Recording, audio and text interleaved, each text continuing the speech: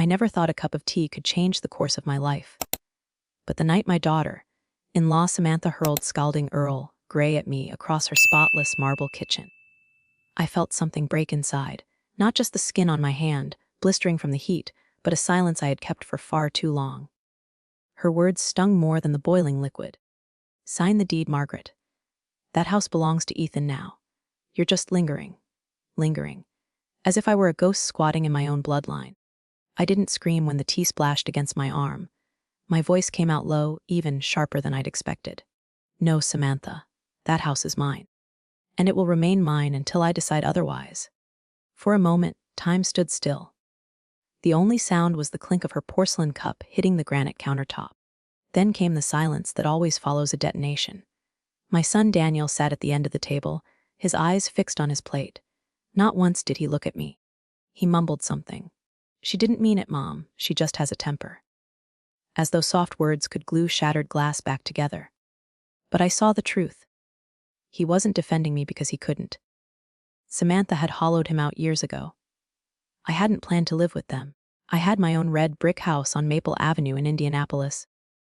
A home I bought with 30 years of teaching literature to restless teenagers who didn't care about Shakespeare but still learned to underline the right passages when I pressed them to. That house was my sanctuary. My late husband, George, had died in that home. My garden bloomed behind its fence. The maple tree out front shaded the porch swing where I used to sip sweet tea on July evenings. But after my hip gave out last winter, one slip on the kitchen floor and suddenly you're too fragile to live alone. I was convinced to recover under Daniel's roof in Columbus. Just until I was strong again, they said. Just until I could walk without the cane. From the first night, I felt the walls pressing in. Samantha's home was pristine in a way that felt more like a showroom than a place where people lived. Pale gray walls, white couches no one dared sit on, stainless steel appliances polished so often you could see your own shame in them. I cooked in her kitchen, folded laundry in her house, tried to be grateful. But every step I took sounded too loud. Every breath felt borrowed. Then came the words that snapped the string I had been balancing on. It wasn't Samantha who first said it. It was Ethan, my grandson, 16 years old, bright, impulsive, still with acne around his jawline, the boy I once read bedtime stories to when Daniel worked late. That morning, sunlight stretched across the kitchen table. Ethan leaned back in his chair, sneakers tapping against the legs, voice casual, almost teasing. "Grandma, why don't you just let Mom take care of your house papers? I mean, you don't really need it anymore. One day, I'll live there anyway, right?" I froze. The tea in my hand trembled. I set it down carefully, too carefully, as if the cup itself might shatter if I didn't. "That house is mine, Ethan," I said softly. "It is not for anyone else to decide." The air dropped 10 degrees. Samantha turned slowly from the counter, eyes narrowing like a cat ready to pounce. And that was when she snapped. The tea, the burn, the demand that I sign over the house. I didn't leave that night. My skin throbbed, my chest ached. But I stayed seated in her kitchen chair, silent. Not in surrender, in calculation. Later, when I returned to the small guest room they had given me, I pulled out my old leather wallet. It used to carry photos of George, of Daniel when he was Ethan's age, and little keepsakes from my years teaching. It was empty. No ID. No debit card. Not even the folded grocery list I had always tucked inside. At first, I thought maybe I had misplaced them. But as I held that hollow wallet, I knew better. This wasn't an accident. It had been deliberate. A slow erosion, piece by piece, until I had nothing left that proved I even existed. That night, I lay awake staring at the ceiling fan above me. My hip ached, my hand stung. But none of that compared to the wound that came from realizing my own son's family had been dismantling me while smiling across the dinner table. The next morning, Samantha acted as though nothing had happened. She hummed while she prepared breakfast, kissed Ethan on the cheek, and reminded Daniel about a bill. Daniel barely looked at me. I played my part. I poured orange juice. I passed the salt. My silence wasn't weakness. It was a shield. Because I had already decided before the sun set, I would leave their house. And when I did, I would not leave empty-handed. People say betrayal burns. They're wrong. Betrayal freezes you first, paralyzes you in disbelief, before it scalds straight through the bone. That night, I realized silence had been my prison. But it could also be my weapon. This is not the story of a week-old woman bullied out of her home. This is the story of how I took it back. If you've ever been underestimated, erased, or told you're just lingering, stay with me. My fight is only beginning. The morning after the burn, I moved like a ghost through Samantha's kitchen. Quiet, careful, unbreakable. My hand had blistered where the tea had kissed it, a swollen map of heat and shame. I wrapped it in gauze from the hall bathroom, the same cabinet where she kept herbal supplements, and a bottle of perfume that smelled like a department store apology. No one mentioned the night before. Daniel rinsed his coffee mug and apologized to the sink. Ethan thumped down the stairs and asked where his blue hoodie was. Samantha hummed a tune I didn't recognize and arranged strawberries on a white plate as if she were plating an exhibit. I buttered toast with my left hand and said nothing. Silence can be a shield if you hold it at the right angle. At 10:15, when Samantha left to run errands, and Daniel shuffled to the garage to organize the boxes, I called Linda. She answered on the second ring. "Who is this?" "It's me," I said, and then it all came out. Steam and shards, and the steady drizzle of small losses, the empty wallet, the missing cards, the pressure to sign. Somewhere in the middle, my breath hitched and I fell quiet. I waited for the pity that always makes me feel smaller. Instead, I got steel. "Margaret," she said, voice low and certain, "this is elder exploitation, not family drama. Stop apologizing for being abused." The words landed on the table like two clean knives. I didn't realize I had been waiting for someone to rename my life. "Do not confront her," Linda continued. "Not yet. Don't tip your hand and don't sign a grocery list if she writes it. You and I are going to build a wall she can't climb. Start a notebook. Write dates, times, exact words. Screenshot everything. Photograph your hand. Go to urgent care today and get the burn documented." "Today. Today," she said. "And while you're out, we'll replace what they took. New ID. New debit card at a different branch. We'll put a passphrase on your accounts and freeze your credit at the bureaus. I'll meet you at the bank at 2. I looked toward the garage door. I could hear Daniel moving cardboard, the soft thud of his retreat. "What about my son?" I asked. "What about him?" Linda replied, not unkindly. "I don't want to break what's left."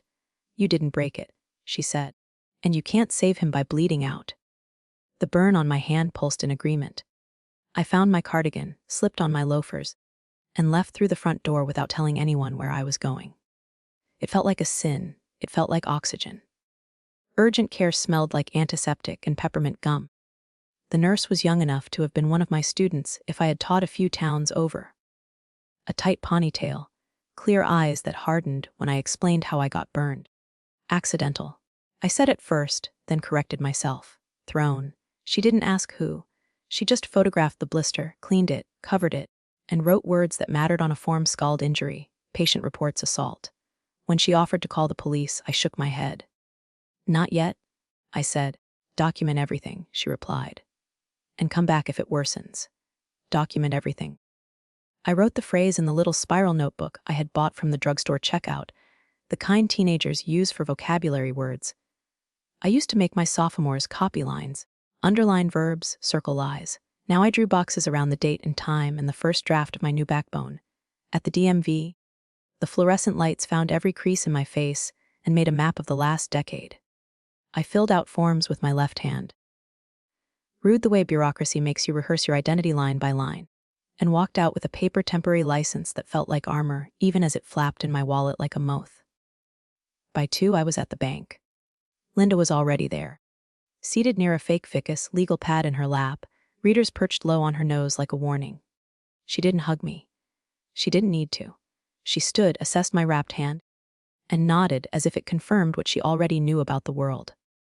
The branch manager ushered us into a glass, walled office that pretended to be private. Linda introduced me in that efficient way lawyers have of using names like punctuation. "This is Margaret Hall. We need to restrict access, add a passphrase, and close every window your systems leave ajar." The manager folded her hands in a practice tent. "Of course," she said. "Fraud safeguards are a priority." "Good," Linda said. "We want a verbal-only passphrase known solely by Ms. Hall and written nowhere. No third-party authorizations. No phone transfers without that phrase. Also a new checking account, new debit card, new online credentials." Freeze her credit at TransUnion, Equifax, and Experian.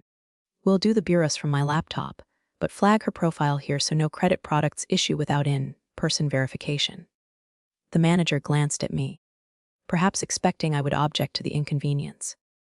I smiled the way women of my generation learned to smile when holding knives behind their backs.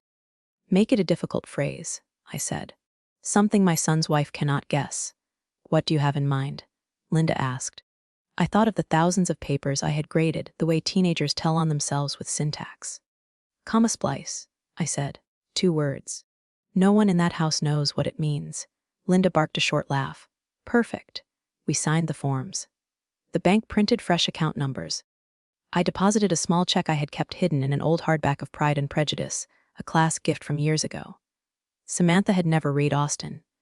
I felt Jane smile across time. Before we left, the manager lowered her voice. Mrs. Hall, I'm obligated to ask, has anyone tried to transact on your behalf recently? I don't know, I said truthfully. But if they have, we'll call you directly now, she said, tapping the passphrase field. Only you.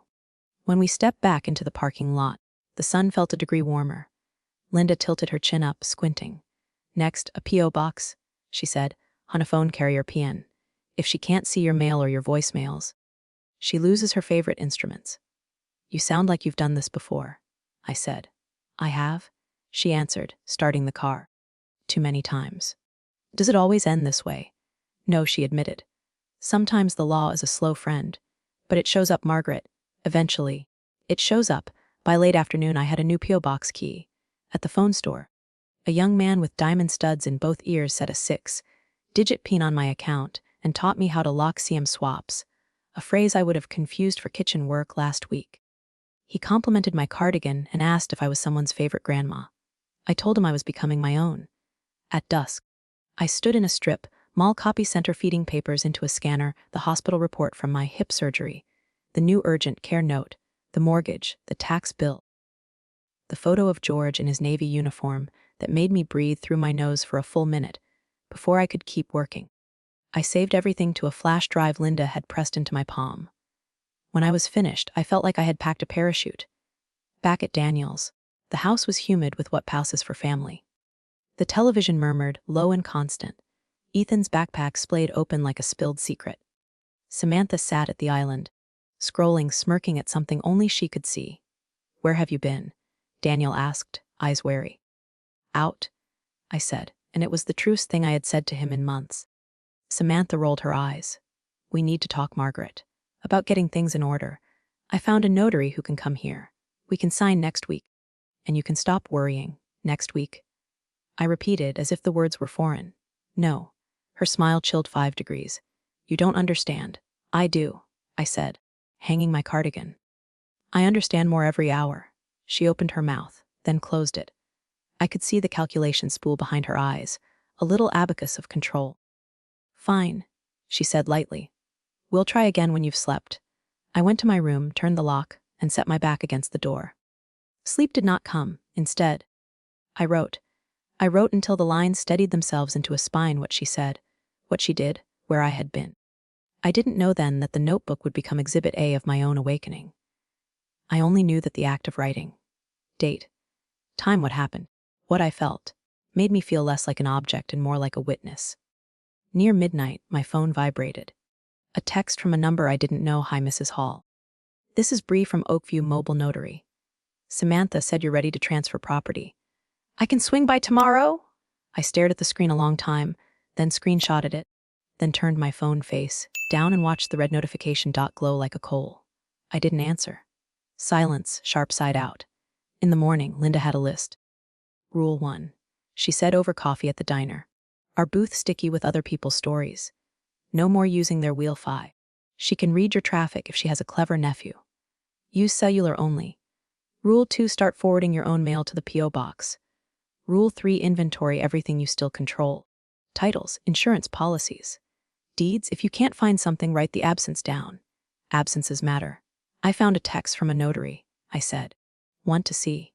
She read it and smiled without humor. Impatient. Good. Let her be. It makes a messier trail. What about the burn? I asked. It throbbed beneath its clean white dressing, a heartbeat in cotton.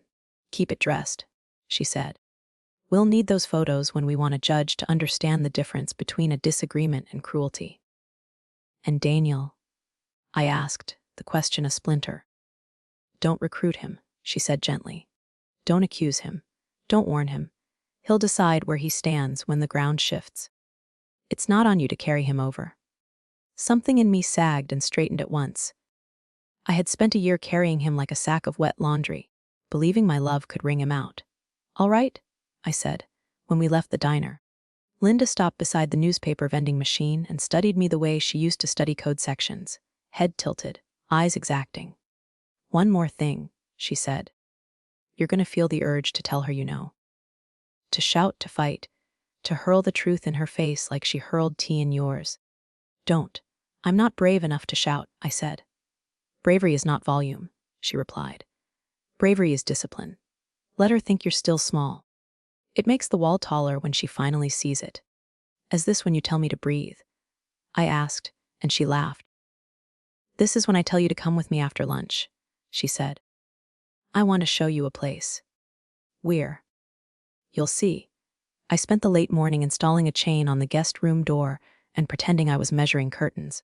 I forwarded my mail online and took the small satisfaction of typing my new P.O. box into a government form. I set a calendar reminder to check my credit reports next week, and then I did something that felt like slipping a hand through an old sleeve. I wrote a lesson plan. Not for students. For myself. I titled it like I used to Unit 2. Claiming narrative authority. Under it, I wrote 3 objectives: identify lies disguised as concern, annotate financial documents with the same rigor as poetry, replace apology with evidence. Under materials, I listed notebook, pen, camera, bank manager Linda. Near noon, I heard Samantha in the hallway, her voice sticky with charm. Margaret, you need anything? I said. Thank you. The thank you tasted like tin. I swallowed it anyway. Some politeness is camouflage. At one. Linda picked me up in her beige sedan that still smelled faintly like the conferences of her former life, coffee and paper and peppermint. She drove through a part of town I didn't know well. Lined streets and tidy bungalows with flags at the porch railings, then wider roads that gave way to parkland. Where are we going? I asked. To meet people who refuse to disappear, she said. You've been looking at the world through a straw. Time to see the lake. I didn't ask more. I watched the oaks roll past and thought about the girls I had once taught who didn't raise their hands, because they'd learned early that being right made you a target. How I used to call on them anyway, not to test them, but to make room for their voices among the boys who treated talking like conquest. If there is a God, I thought, perhaps he is a teacher who never stops cold, calling us back to ourselves. We turned down a lane flanked by hydrangeas and a modest sign Silverwood. The driveway opened into something I did not expect. Sun on water, laughter ringing from somewhere close, a man in a flat cap feeding sparrows with crumbs from a paper bag. A building stood beyond, all windows and warm brick, and through the glass I could see people moving at the pace of their choosing. Community, Linda said, as if introducing me to a new tense. Is this where you bring lost causes? I asked. This is where I take people who need to remember they are not causes, she said. They're citizens, she parked. I studied my bandaged hand. For a moment, shame rose, that old and eager houseagist. I braced for the voice in my head that always tells me I will be found out. Too old, too slow, too late. But the doors opened, and a woman with silver curls and a scarf the color of summer lemons waved from the foyer, like she had been waiting for me specifically. New face, she called. Visiting, Linda answered. For now, the woman said and winked. We said that when we came it never lasts. We stepped inside. A piano sounded from down the hall, not expertly, but joyfully. 2 men debated over a chessboard like generals. A bulletin board carried flyers for a poetry circle, a fraud awareness workshop, a Tai Chi class on the lawn. The air tasted like coffee and soap and the absence of fear. Later, Linda said, reading my face. For today. Just look. Tomorrow, we start the next thing. What's the next thing? I asked. The thing that locks your house beyond reach, she said. Something irrevocable. The word settled into me like a chair pulled out at the head of a table. Back at Daniel's, Samantha was on the phone. Voice hushed. Hunched over the island, words darting like fish. When she saw me, She pasted on a smile that didn't reach her eyes. "How was your day?" she asked, dripping counterfeit concern. "Productive," I said. Her eyes flicked to my hand, to the bandage. "You should let me put something on that." "No, thank you," I said, and walked to my room. I stood at the window, watching a robin jerk at the lawn. My reflection looked back at me. Older than I feel, steadier than I expected. Daniel's truck pulled into the driveway. He came in, set his keys in the bowl, and found me with that tired face he keeps for the end of the day. "Mom," he said, rubbing the back of his neck. "Sam says you're being stubborn." "Your wife threw scalding tea on me," I said, and my voice did not shake. Stubborn is a euphemism for alive. He flinched like I had slapped him. She didn't mean, "Look, can we just not do this? I am stretched thin. My back, the bills."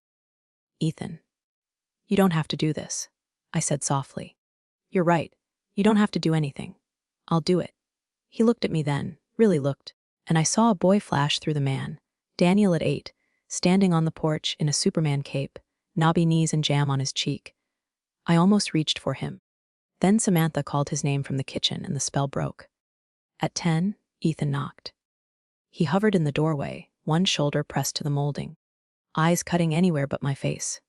"Grandma," he muttered. "Mom said you're making stuff complicated. It doesn't have to be. If you just sign." I lifted a hand. "Ethan," I said, and he stopped. "I love you." That is not a negotiable sentence. But love and surrender are not synonyms. His mouth worked. He nodded and fled, leaving a boy-shaped hole where a man will eventually stand. I sat on the edge of the bed and breathed. The notebook lay open on the nightstand, waiting. I wrote a day 2. New ID. Bank secured. Passphrase at comma splice. P.O. Box. Samantha called notary. Daniel tired. Ethan echo. Linda irrevocable. Then I closed the book as if closing a door. Tomorrow, I would walk through a different one. When you've been managed long enough, independence feels like crime. But it isn't. It's the recovery of jurisdiction over your own life. Today I learned that bravery isn't noise, it's a checklist. You move the pen from one square to the next, and somewhere between new ID and passphrase, your spine remembers itself. I didn't sleep the night before. I sat upright in that guest room, listening to the air conditioner hum and the faint click of Samantha's heels across the hardwood floors. Every sound reminded me that the walls I lived in weren't mine. Even the blanket covering my knees smelled faintly of the lavender detergent she bought in bulk. Her mark, her claim. But morning came anyway, as it always does. And with it, Linda's beige sedan waiting in the driveway. I slipped out quietly, carrying only my notebook, my gauzed hand, and the kind of determination that no one can see but that anchors every step. "Seatbelt," Linda said as soon as I sat down. Not a hello, not a question. Just seatbelt. I clicked it into place. "Where are we going?" I asked. "Silverwood," she said. "You need to see what's possible." The drive out of Columbus stretched into green. Trees arched over the highway like a procession, their branches meeting overhead to form a cathedral of shade. We passed subdivisions, strip malls, and the endless gray ribbon of pavement until the signs grew smaller, the houses wider apart. Finally, Linda turned onto a narrow lane flanked by hydrangeas, a wooden sign painted in muted blue Silverwood Community. I braced myself for something clinical. A retirement home. A warehouse of rocking chairs and bingo nights. A place where people waited to die. But Silverwood was nothing like that. The entrance opened into gardens alive with summer blooms, butterflies hopping from petal to petal, and winding stone paths that led toward a lake glimmering in the distance. People were outside, not hidden in rooms but moving with purpose. 2 men trimmed hedges, chatting easily. A woman with a red scarf taught a teenager how to paint birdhouses on the lawn. Someone laughed, loud, unafraid, like laughter used to sound before Samantha taught me to keep mine in my throat. I felt something loosen in my chest. Inside the main building, sunlight poured through high windows. The air smelled like coffee and fresh bread. To the left, a piano played, not polished, not perfect, but joyful. In the common room, a dozen people clapped along while a man in his 80s pounded the keys with the energy of a college student. Across the way, 2 women leaned over a chessboard, eyes sharp, pieces moving with the gravity of generals. And no one looked at me like I was fragile. A woman with silver curls and a lemon, yellow scarf noticed me hovering by the door. She walked straight over, smiling wide. "New face?" she asked, visiting. I murmured, She chuckled, eyes bright. That's what I said 3 years ago. Now they can't get rid of me. She winked and walked back to her chessboard, leaving me blinking like someone had cracked open a window in a stale room. Linda's hand rested lightly on my shoulder. This isn't charity, Margaret. This is power. Look around. Do you see anyone asking permission to breathe here? I shook my head. My throat had gone tight. Linda guided me to a library tucked in the corner wing. Shelves rose tall, filled not with dusty encyclopedias but with novels, biographies, even law books, some spines cracked with use, others still crisp. In the corner, a circle of chairs held a dozen people listening intently as a man read aloud. His voice wavered with age, but no one rushed him. They leaned in, patient, reverent. I had forgotten what patience in a room felt like. Samantha never let silence stretch more than 2 seconds before filling it with an order, a correction, a reminder of who held the reins. Here, silence was not suspicion. It was space. We moved outside again, settling onto a shaded bench near a koi pond. Orange and white arcs shimmered beneath the surface, slow and deliberate, like brushstrokes on water. I whispered, almost to myself. I'd forgotten what it feels like to choose for myself. That's why I brought you here, Linda said softly. You need to remember that age doesn't erase choice. You still get to live on your terms. A breeze carried children's laughter from across the pond. Local school kids painting birdhouses with the residents. The sound sliced through me sharp and bright. I thought of Ethan, parroting Samantha's words, and my heart squeezed. But here, laughter didn't hurt, it healed. I didn't speak of Samantha or Daniel or the house. Not yet, but I could already sense something shifting. Silverwood wasn't just refuge. It was a battlefield training ground disguised as gardens and laughter. The elders here weren't fading, they were sharpening. They were mentors, allies, living proof that we were not meant to vanish just because the world grew tired of our faces. I turned to Linda. Maybe I'm not done yet. Her gaze was steady. You're far from done. But we need to make sure your house isn't either.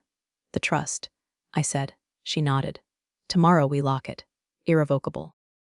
Then she can throw all the tea in the world, and it won't change a thing.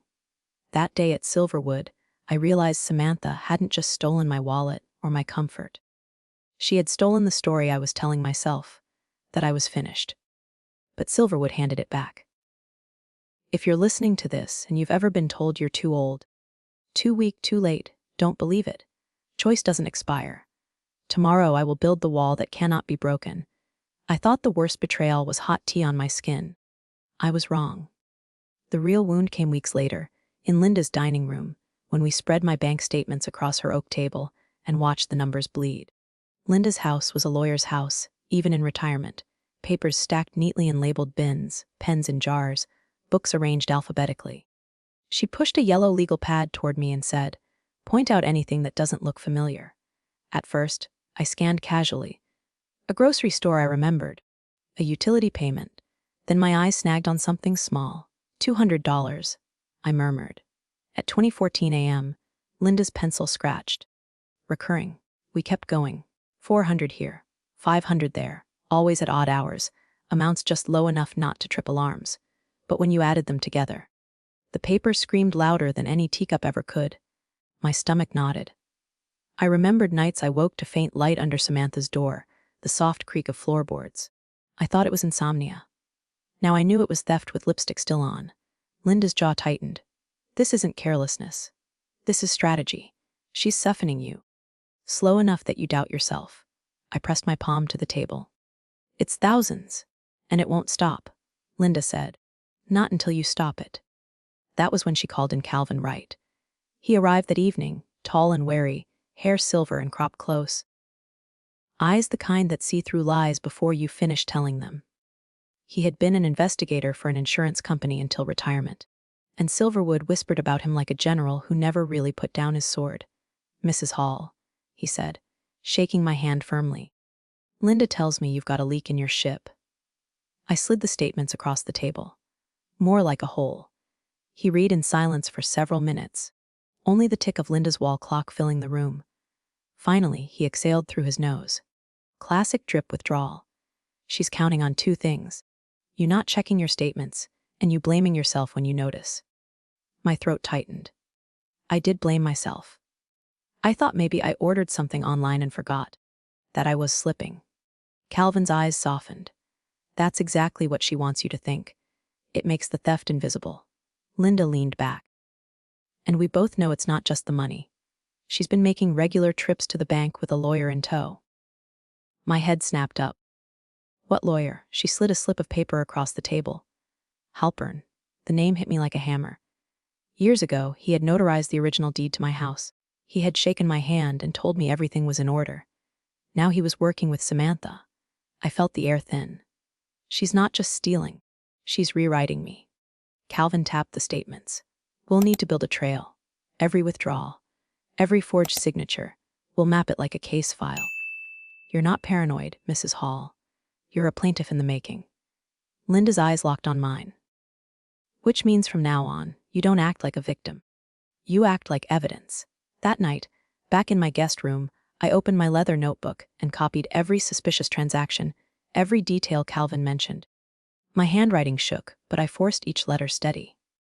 When I finished, I stared at the empty wallet I had hidden beneath my pillow. Its worn leather felt like a tombstone, but also like proof. Proof that I wasn't crazy. Proof that Samantha had been dismantling me piece by piece. I whispered into the dark. Not anymore. Theft doesn't always look like a burglar with a crowbar. Sometimes it wears your daughter, in-law's perfume and smiles across the breakfast table. But when you put numbers on paper, lies lose their mask. I am not slipping. I am not crazy. I am a witness. And soon, I will be a plaintiff. When you've lived 70 years, you learn that some words are heavier than others. That morning, Linda handed me one of those words like a weapon. Irrevocable, she said. The syllables landed like iron. We were back at her dining room table, stacks of papers spread between coffee mugs. Calvin sat across from me, arms folded, his investigator's eyes scanning every page like a battlefield map. Linda tapped her pen against a document. This is how we stop her. An irrevocable, living trust. Once your house is inside, no one, and I mean no one, can touch it without your consent. Not your son, not Samantha. Not even you if you change your mind. The word snagged me. Not even me. That's the point, she said firmly. It's a fortress. The law recognizes it as separate from you. That house becomes untouchable. She could forge signatures until her hand cramps, and it wouldn't matter. Calvin leaned in. Think of it like a vault. She's been picking at the lock on your front door. This slams a steel door in her face. I sat back, my pulse heavy in my ears. That house wasn't just property. It was George's laughter echoing down the hallway. It was the maple tree shading the porch swing where I once held Daniel in my lap. It was the last piece of me that was truly mine. And Samantha had nearly stolen it. I nodded slowly. Do it. 2 days later, I walked into the notary's office with Linda at my side. My blistered hand was still wrapped, a reminder of what had started this war. The air smelled of polished wood and ink. Behind a heavy oak desk, the clerk looked up, his tie too tight, his smile too practiced. Ms. Hall, we have your documents ready. I sat. The words irrevocable living trust stared back at me in bold print. Beneath it, my house summed in Maple Avenue, described in legal precision. Market value $350,000, beneficiary designation, trustee responsibilities. It all looked cold on paper. But I felt the heat of my life in every line. Linda placed a pen in my hand. Your choice, Margaret. Not theirs. I thought of Samantha's smirk when she ordered me to serve barbecue. Of Ethan's voice echoing her words, you don't really need it anymore. Of Daniel, wary, begging me not to make waves. And then I pressed the pen to paper. Each stroke of my signature wasn't just ink, it was a reclaiming, a wall built brick by brick, word by word. When I signed the final page, the notary affixed his seal with a heavy stamp. It's done, he said. Done. The house was mine again. Not because I lived in it, but because I had locked it in a place Samantha couldn't reach. On the ride back, Linda's mouth curved into something between relief and triumph. She'll keep circling, she warned. She'll try to outsmart us, but the law won't bend for her now. Calvin chuckled. I almost wish I could see her face when she realizes her claws don't reach that far. I looked out the window, watching the blur of streets and trees. For the first time in months, my shoulders lowered. The weight I carried, fear, shame, suspicion, shifted into something new, resolve. That evening, Samantha tried again. She cornered me in the kitchen, her smile tight, her tone syrupy. I spoke to a lawyer today. she said lightly. We'll need to schedule a notary soon. It'll be easier if you just sign now. Less paperwork later. I poured myself a glass of water, the coolness steady in my hand. Not today. She narrowed her eyes. Then when? Never? I said softly. Her jaw locked. She set her wine glass down with a deliberate clink. You'll regret this, Margaret. I always get what I want. I sipped my water. Not this time. There are moments in life when you feel the ground shift beneath your feet. For me, it wasn't when the tea scalded my skin. It was when the notary's seal pressed into that paper. That sound was freedom. Samantha thought she had me cornered. But I've lived long enough to know a secret. When the law builds you a fortress, you don't have to shout. You just have to wait. Samantha never missed a chance to turn her house into a stage. And this time I was her prop. It started with the smell of smoke. Not the dangerous kind, but the thick, sweet curl of charcoal drifting through the open windows. From the guest room, I heard her laughter spill into the yard, loud, rehearsed, the kind that demanded an audience. By the time I made it to the kitchen, the counters were lined with platters of meat and vegetables. Daniel moved nervously around the grill outside, flipping burgers with the posture of a man always bracing for the next storm. Ethan dragged chairs into rows. And Samantha. She floated from table to table in a sundress, holding a wine glass as though it were a microphone. Perfect day for a barbecue, she chirped to the neighbors gathering in the backyard. Family deserves the best. Don't you think? Heads nodded. Compliments trickled in. Samantha really knows how to host. Mark's lucky to have her. Their words cut deeper than any knife. I kept to the corner until she turned, smile frozen but eyes sharp. Margaret, she said sweetly, fetch the extra plates from the kitchen. Quickly, please. The brisket won't serve itself. I went. My hip ached, my hand still wrapped from the burn, but I went. The kitchen counters overflowed with bowls I had prepared earlier, though no one noticed that. When I carried the stack of plates outside, conversation dipped, not in respect, just in the awkwardness of watching an old woman reduced to a servant in her son's home. Samantha seized the silence. With a mock sympathetic sigh, she announced loudly, poor Margaret. She tries, but she's not as sharp as she used to be. That's why I handle the important things now. Laughter rippled across the patio. Not cruel, but careless enough to humiliate. My jaw locked. I wanted to scream, to tell them all I had been a teacher for 3 decades, that I had built a house brick by brick, that my hands had carried more weight than Samantha's nails ever would. But the words stuck in my throat. Across the table, Ethan met my eyes for a split second, shame flickering there, before Samantha's glare snapped him back into line. Daniel pretended to fiddle with the tongs at the grill. And then, as if twisting the knife deeper, Samantha leaned toward her friend and stage, whispered just loud enough, Margaret can't manage money. Imagine if she tried, she'd forget bills, get scammed, lose everything. That's why I took responsibility. Someone has to be the adult here. Another chuckle.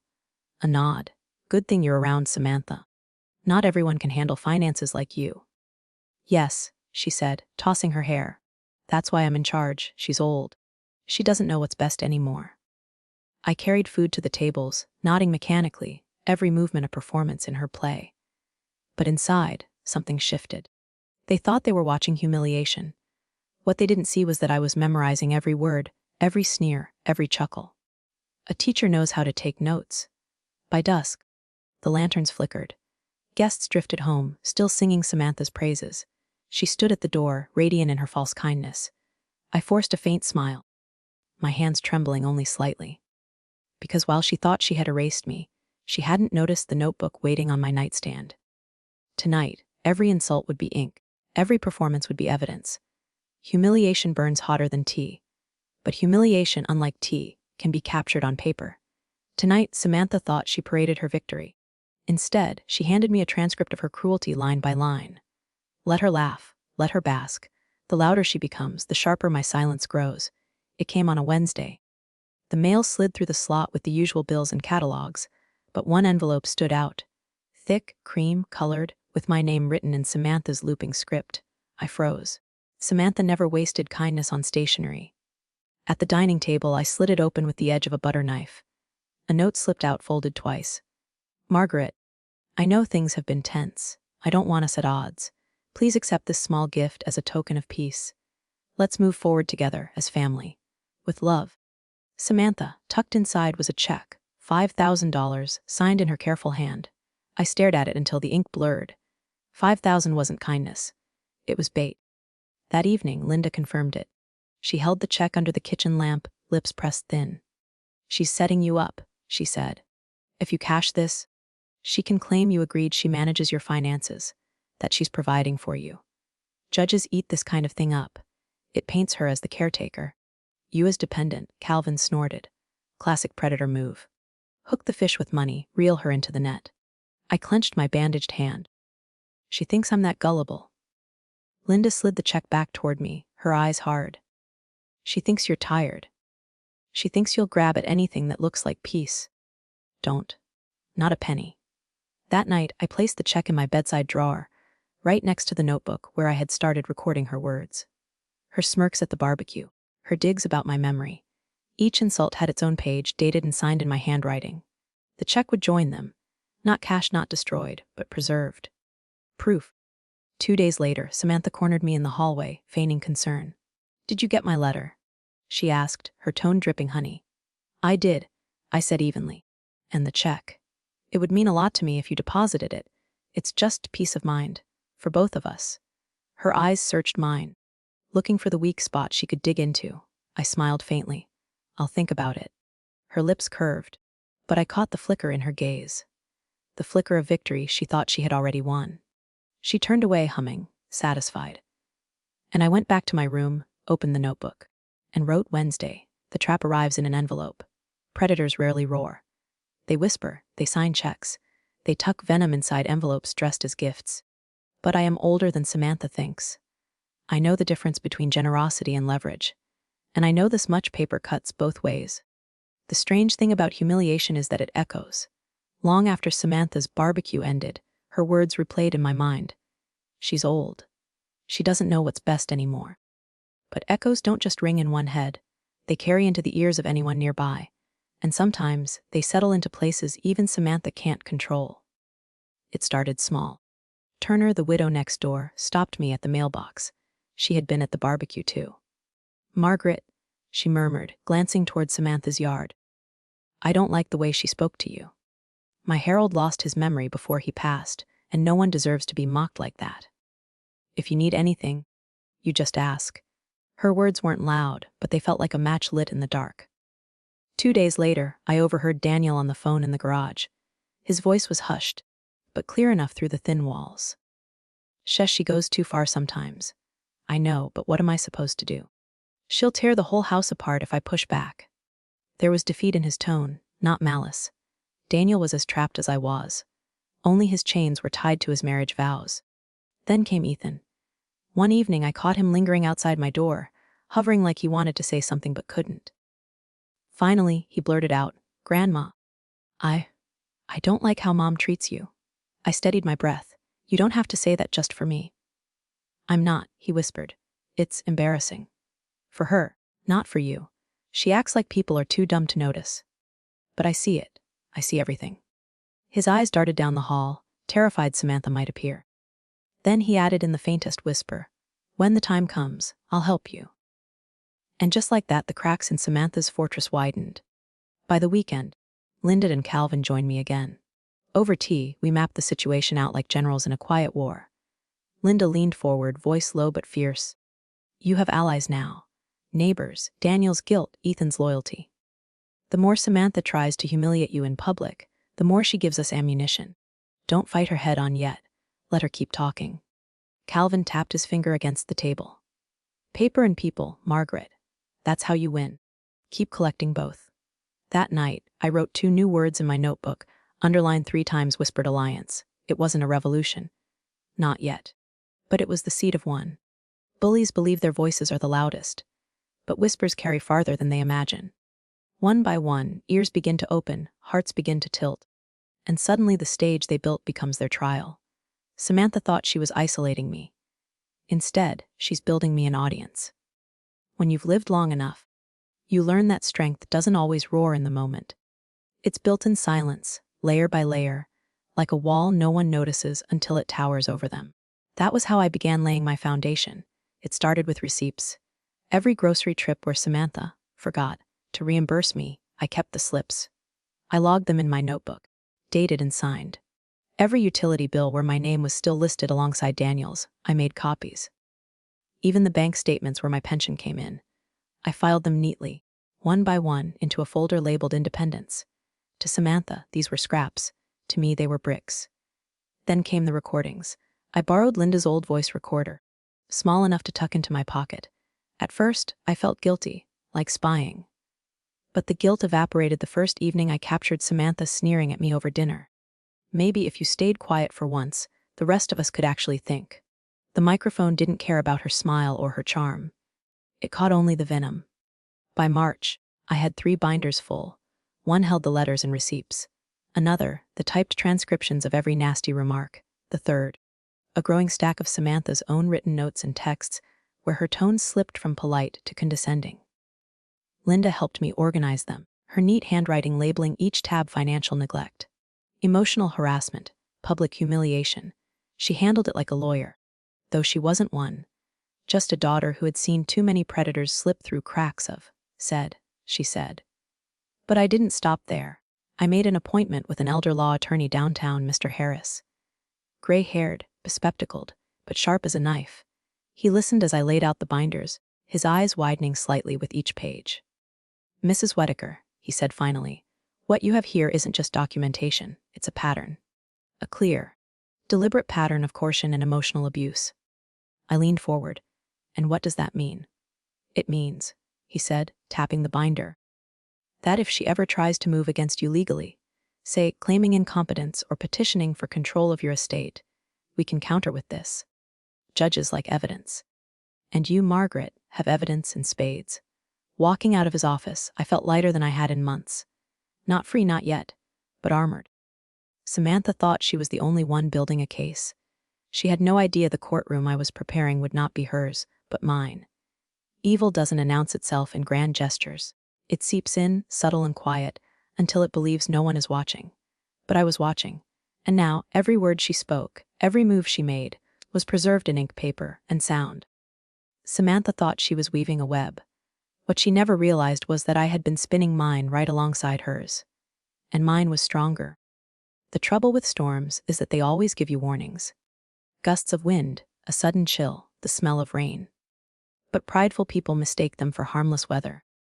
Samantha mistook me that way. It was a Saturday in early spring when the neighborhood gathered for the annual block cleanup and picnic.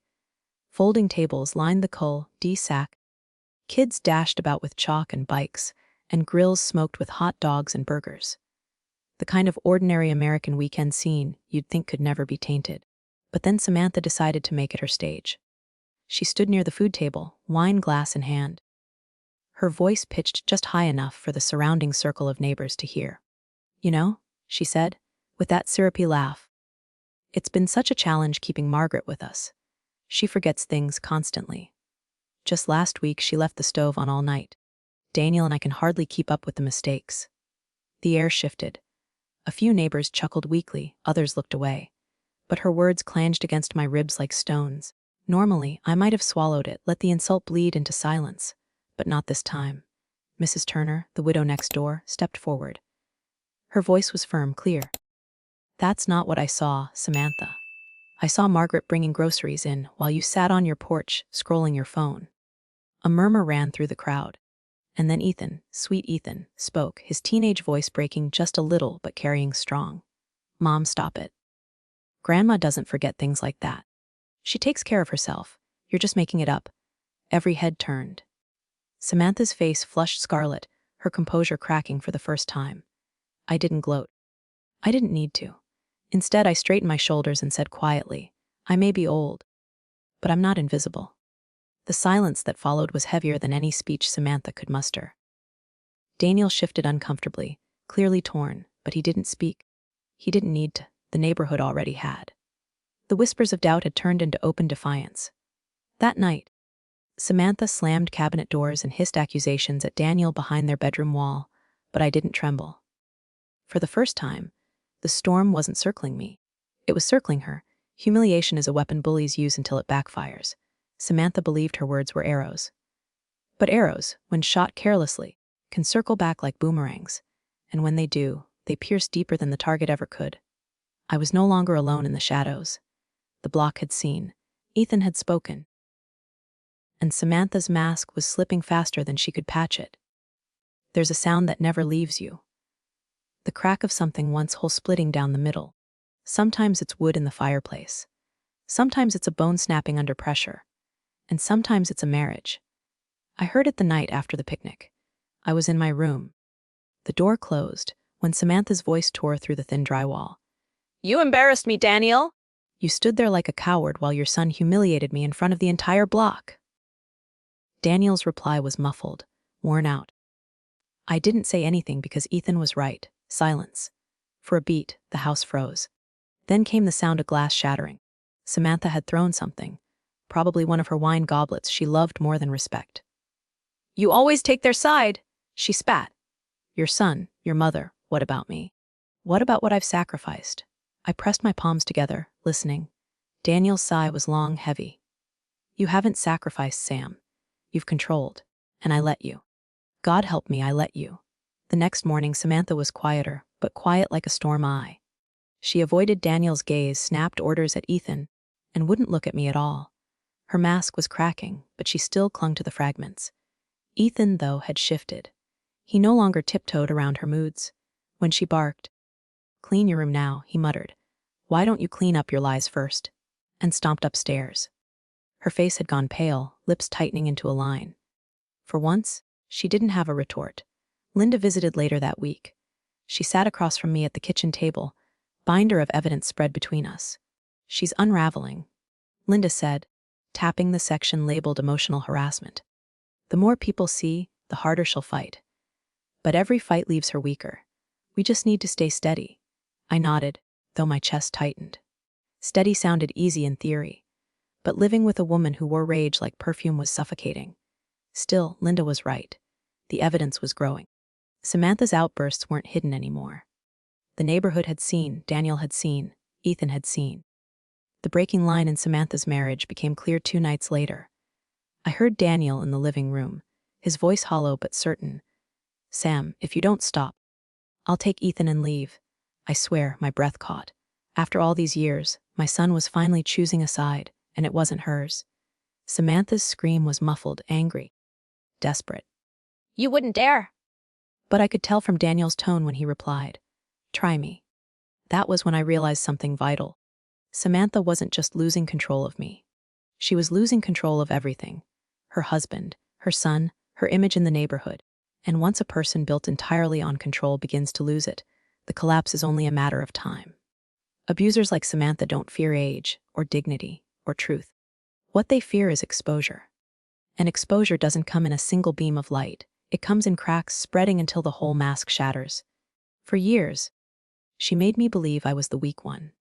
But weakness isn't admitting you're tired. Weakness is screaming in the dark, knowing everyone is finally listening. There's a moment in every battle when silence becomes your sharpest weapon. For me, that moment came on a Thursday evening when the neighborhood committee met in our living room. Daniel had volunteered our home months earlier, before the storm truly broke.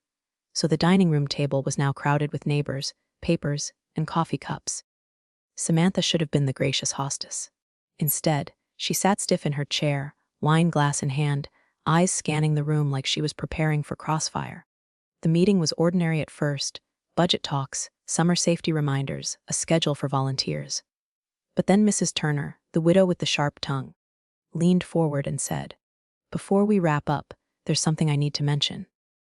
Margaret, you've been such a help in this community. But I've also heard some unkind words said about you, by someone in this very house." All eyes shifted. Samantha's cheeks flushed crimson. "That's a lie," she snapped. Mrs. Turner didn't flinch. "Funny. I remember your exact words at the picnic, and so do several others here." The silence was deafening. Samantha's hand trembled around her glass. That was my cue. I rose slowly, deliberately. "I don't want to cause trouble," I began, voice steady. But since Samantha insists on talking about my so-called forgetfulness, I thought it fair to show you all something. I placed Linda's neatly organized binder on the table, pages of notes, printed texts, and timelines. Evidence of Samantha's harassment and lies, collected patiently like threads for a noose. Gasps rippled through the group. Samantha lurched forward, hand outstretched. "You can't just." Daniel's voice cut through hers. "Sit down, Sam." His tone was firm, almost cold. And for the first time in years, she obeyed. Ethan slipped quietly to my side, his small hand brushing mine under the table. His presence gave me strength. I flipped through a few pages, reading aloud moments Samantha thought no one had noticed: the nights she denied me dinner, the days she mocked me in front of guests, the lies she spread to neighbors. By the time I finished, the room was silent again, but this silence was different. Heavy. Condemning. Samantha's mask shattered. She stammered. "She's exaggerating. Twisting things. You don't know what it's like to live with her." But Daniel didn't look at her. Neither did anyone else. When the meeting ended, people left quietly, some with pity in their eyes, for me, not for her. Samantha slammed the door after the last neighbor walked out, her voice breaking. "You ruined me." I met her eyes calmly. "No, Samantha, you ruined yourself. I just stopped covering for you." Sometimes the strongest counterstrike isn't rage or revenge. It's truth, spoken when everyone is finally willing to listen. Samantha spent years twisting my dignity into a weapon. But the same weapon, turned upright, cut her chains instead of mine. The neighbors saw, Daniel saw, Ethan saw. And now the whole illusion Samantha built was collapsing. The morning after the committee meeting, the house felt like a battlefield after the smoke cleared. Broken, quiet, but dangerous. Samantha stayed in the bedroom until noon, curtains drawn, her wine bottle half empty on the nightstand. I could hear her pacing, muttering under her breath. The old Samantha, the one who paraded her power through the house, was gone. What remained was something more erratic. Daniel finally had enough. He stood in the kitchen, his jaw set, voice carrying upstairs. "Sam, come down, we need to talk." She appeared a few minutes later, hair disheveled, eyes bloodshot, clutching her robe like armor. "What do you want, Daniel?" She spat, her voice hoarse. He didn't flinch. "I want you to listen. No interruptions. No screaming." She scoffed but sat at the table, arms crossed. Daniel's words were deliberate, each one like a nail in a coffin. "You've made this house unbearable. You've humiliated my mother, disrespected me, and hurt Ethan more than you realize. I won't let it continue." Her laugh was sharp, bitter. "What are you going to do? Leave? Take Ethan? You think a judge would give custody to a man with no spine?" Daniel leaned forward, eyes cold. "Try me." Her smirk faltered. "You have a choice, Sam," he continued. "Get help, real help, or I'll file for separation. And I'll fight for Ethan." Hard. The silence stretched. Samantha's hand trembled against her wine glass. "You wouldn't?" she whispered. But his stare said otherwise. Ethan, who had been listening from the stairs, finally came down, his voice quiet but steady.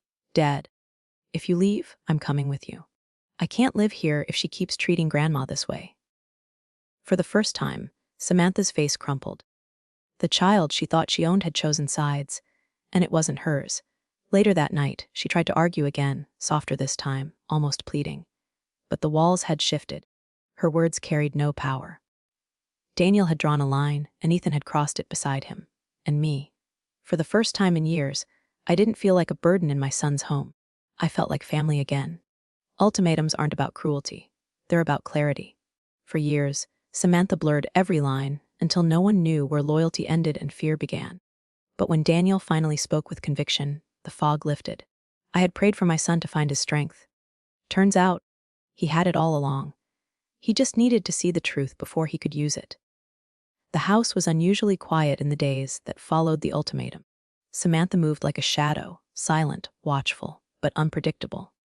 She still barked at me when Daniel wasn't around, but the edge in her voice was cracked, like glass under strain. Then one night, the dam broke. It was late, close to midnight, when I heard drawers slamming upstairs, suitcases being pulled from closets, the sharp rip of zippers. I walked halfway up the stairs before I saw her, Samantha, frantically stuffing clothes into 2 large suitcases. Her face was pale, streaked with tears, her hands trembling so badly she could barely fold anything. Daniel appeared behind me, his voice low but steady. "Sam, what are you doing?" She spun around, eyes blazing. "What does it look like? I'm leaving? You want me gone? Fine, I'm gone. You and your precious mother can play house without me." Ethan, awakened by the noise, stood in the hallway rubbing his eyes. "Mom," his voice was small, fragile. Samantha's lips trembled. For a brief second, her mask slipped and raw panic filled her face. But instead of softening, she lashed out. "You'll be better off without me. None of you want me here anyway." The next morning, she was gone. The suitcases, her car, her presents, all vanished. She left a note on the kitchen counter. "Don't come after me. I'm not cut out for this life. You'll survive." Daniel read it silently, his hands shaking. He sat down at the table, staring at nothing, and for the first time in years, I saw my son cry. "I should have tried harder," he whispered. "I should have been more patient. Maybe she wouldn't have left." Ethan wrapped his arms around him. "Dad, it's not your fault. She left because she wanted to. You gave her a choice. She chose to walk away." Daniel pulled Ethan close, tears spilling down his cheeks. "But I broke our family, son. I broke it." I stepped forward then, laying a hand on his shoulder. "No, Daniel. Families don't break because of truth. They break because of lies. You just stop pretending." That night, the three of us ate dinner together at the table. Quiet, somber, but together. For the first time, Ethan reached across the table to hold both my hand and his father's. "She'll regret leaving," Ethan said softly. "But we don't have to regret staying. Sometimes the cruelest departure isn't the one we expect. It's the one that comes after all the shouting is done. When silence becomes unbearable for the guilty." Samantha left, not because she had to, but because she couldn't stand the weight of her own reflection anymore. And while Daniel's heart broke, I knew healing had finally begun. Regret is natural, but regret can also be the soil where new strength grows. The days after Samantha's departure carried a strange heaviness. The house felt larger without her, every corner echoing with the absence of her presence. At first, it almost felt like relief. No more shouting, no more slamming doors, no more cutting remarks laced with venom. But relief quickly gave way to something else, an ache, especially in Daniel. One evening, I found him sitting alone in the living room, the TV on but muted, his glass of water untouched. He stared at the dark window, as if expecting Samantha to walk back through it. "She's not coming back," I said gently. His voice cracked. "I know, Mom. But I can't help feeling like I failed. Failed her. Failed Ethan. Failed our marriage." I sat down beside him. "Failure would have been letting it continue. You chose truth. You chose peace for your son. That's not failure, that's courage." He didn't answer right away. But when Ethan came in, curled up next to him, and whispered, "Dad, I'm glad it's just us and Grandma now." I saw Daniel's shoulders drop, his grip around his son tightening. The neighbors began to notice. A few stopped by with casseroles, offering both food and their subtle judgments. Some whispered that Samantha had been unstable for years. Others said Daniel was too harsh. But for the first time, Daniel didn't seem crushed by gossip. Instead, he looked at me one morning over breakfast and said, "I don't care what they think anymore. I care about what Ethan thinks. What you think, that's enough." Still, the nights were hardest. The empty space beside him in bed, the silence where arguments used to be. It all gnawed at him. Regret lingered like a shadow he couldn't shake. But over time, even that began to change. Slowly, he and Ethan built new routines, cooking together, playing board games, long walks at dusk. I was folded into those moments, not as a burden, but as family. One evening, months later, Daniel and I stood on the porch watching the sun dip behind the hills. "Do you think she'll ever come back?" he asked quietly. I thought about it, then shook my head. "If she does, it won't be the same. But that's not our concern anymore. Our concern is making sure this home is filled with love, no matter who's in it, or who isn't." He smiled faintly, a man carrying scars but also strength. Samantha's departure left cracks in our lives, but those cracks let the light in. Daniel still carries regret, but regret is just proof that he cared deeply. And Ethan, he has grown stronger, wiser, more tender than any boy his age should have to be. This isn't a perfect ending. There are no perfect endings in real life. Only choices, consequences, and the possibility of something better. And that's where we are now, standing in the possibility. Not every story gives us closure. Sometimes the people we love walk away. Sometimes regret weighs heavy, and sometimes healing is only a slow beginning. If this story stirred something in your heart, share it with me in the comments. I want to know what you felt. And if you believe in stories that hold both pain and hope, like this one, then please like, share, and subscribe, because here on Telling Story with Me, every ending is also a doorway to another chapter of life.